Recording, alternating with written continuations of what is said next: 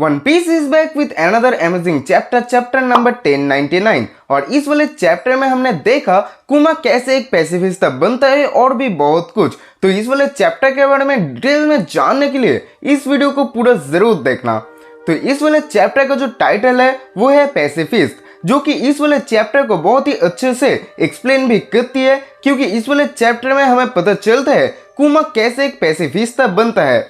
इस वाले चैप्टर की शुरुआत वहीं से होती है जहां पे पिछले वाला चैप्टर खत्म हुआ था। मतलब किंग बेकोरी शॉर्टबेट किंगडम पर वापस आए हैं और आते ही उसने वहां पर तबाही मचाना चालू कर दिया है। वो सब कुछ जला रहा है एंड वहां के सिटीजन्स को मार रहा है। और बेकोरी बताता है कि उसे इसका आइडिया ईस्ट के किसी एक कंट्री से मिला है, और वो जिस कंट्री के बारे में बता रहा है वो है गोवा किंगडम, मतलब सांपों का घर। और हमें पता है कि वहां पर भी सेलेस्टियल ड्रैगन्स ने सब कुछ जलाकर राख कर दिया था। तो जो भी हो, शॉर्टबेट किंगडम के रहने वाले लोग कुमा से मदद मांगने के लिए आए थे, और कुमा जाके अकेले ही किंग बेकोरी और उसके सारे सोल्जर्स को पेल देता है। और ये इंसिडेंट पूरे हिस्ट्री में शॉर्टबेट वन मैन रेवोल्यूशन के नाम से जानी जाती है।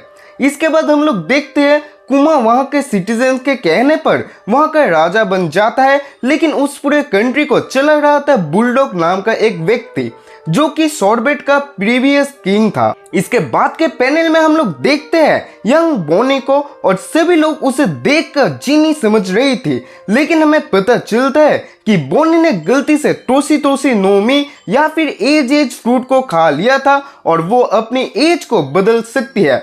इसके बाद हम लोग एक न्यूज देखते हैं जहां पे बेकोरी पूरे वर्ल्ड को कुमा के बारे में अफवाह फैला रहा था कि कुमा एक इविल टायरेंट है और उसने जबरदस्ती शॉर्टबेट किंगडम का राजा बना है, और कुमा पूरे वर्ल्ड के लिए एक क्रिमिनल बन चुका है अब।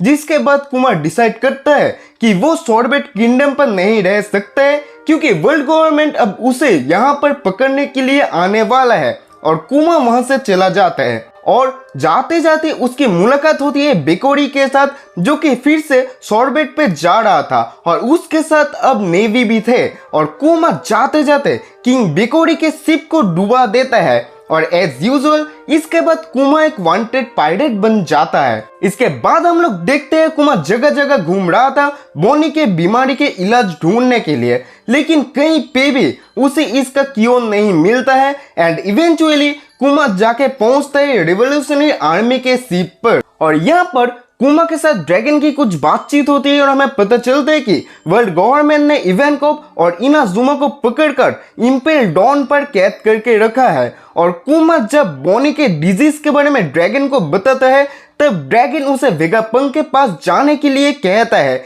जो कि है एगहेड आइलैंड में शिफ्ट हो रहा है अभी। इसके बाद हम लोग देखते हैं कुमा बोनी को लेकर एगहेड में जाता है, जहां पे उन दोनों की मुलाकात होती है वेगापंक के साथ। और वेगापंक बोनी को देखकर कहता है उसके पास इस डिजीज का क्योर है, लेकिन यह बहुत महंगा होगा।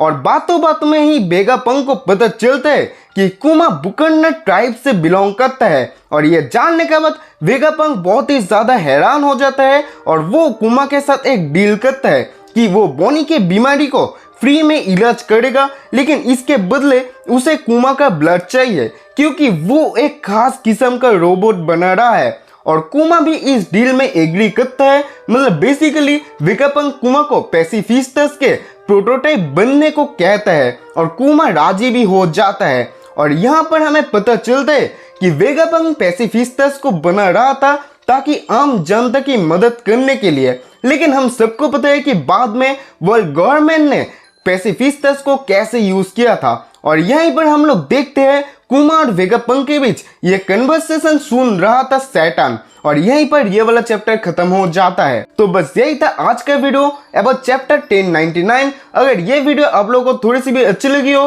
तो इस वीडियो को लाइक और चैनल को सब्सक्राइब कर देना। और हाँ, मैं मिल जाऊंगा इंस्टाग्राम पे, चाहो तो वहां पे मुझे फॉलो कर सकते हो, लिंक नीचे डिस्क्रिप्शन में है। तो मिलते हैं हम लोग अगले वीडियो में, तब तक के लिए bye bye, tata, take care, peace out.